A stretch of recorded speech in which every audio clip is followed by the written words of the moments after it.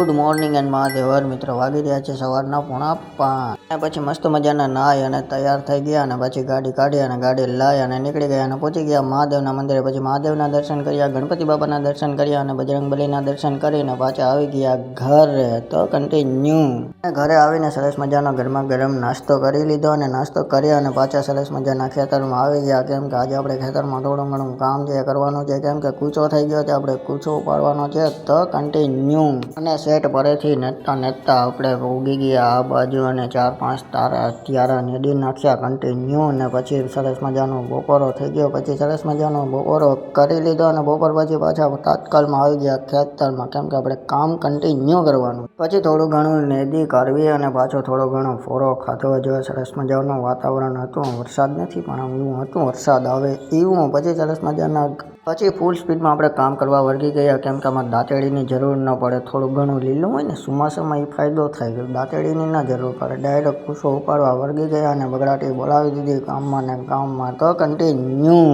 પછી સરસ મજાનું આપણે કામ કરી રહ્યા છીએ અને પછી કામમાં બગડાટી બોલે છે. જો આમ આ રીતના કૂચો ઉપાડવાનો હોય છે, ઝીણો હોય એ. પછી વાગી રહ્યા છે 4:45 અને થોડું ઘણું નેદાઈ ગયું ને થોડું ઘણું બાકી છે હજી. તો કન્ટિન્યુ